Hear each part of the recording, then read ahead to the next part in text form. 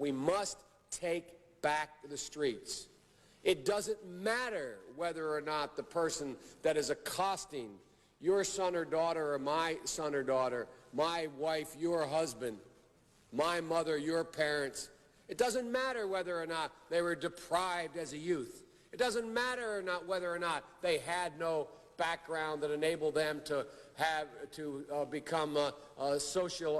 become socialized into the fabric of society. It doesn't matter whether or not they're the victims of society. The end result is they're about to knock my mother on the head with a lead pipe, shoot my sister, beat up my wife, take on my sons. So I don't want to ask what made them do this. They must be taken off the street. That's number one. There's a consensus on that. Unless we do something about that cadre of young people, tens of thousands of them, born out of wedlock, without parents, without supervision, without any structure, without any conscience developing, because they literally, I yield myself 3 more minutes, because they literally have not been socialized. They literally have not had an opportunity. We should focus on them now. If we don't, they will, or a portion of them will, become the predators 15 years from now.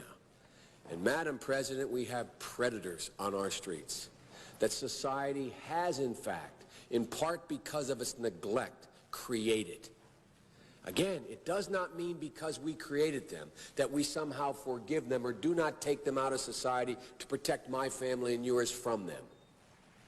They are beyond the pale, many of those people. Beyond the pale. And it's a sad commentary on society.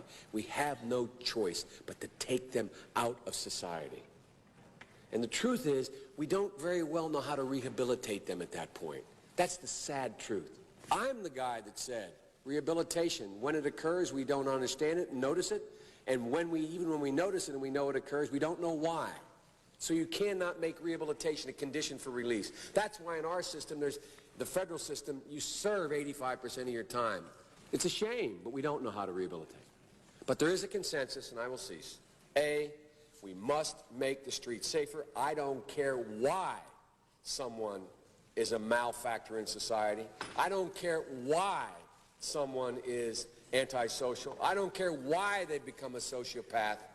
We have an obligation to cordon them off from the rest of society, try to help them, try to change their behavior. That's why we do in this bill. We have drug treatment and we have other treatments to try to deal with it. But they are in jail, away from my mother, your husband, our families. But we would be absolutely stupid as a society if we didn't recognize the condition that nurtured those folks still exist. And we must deal with that.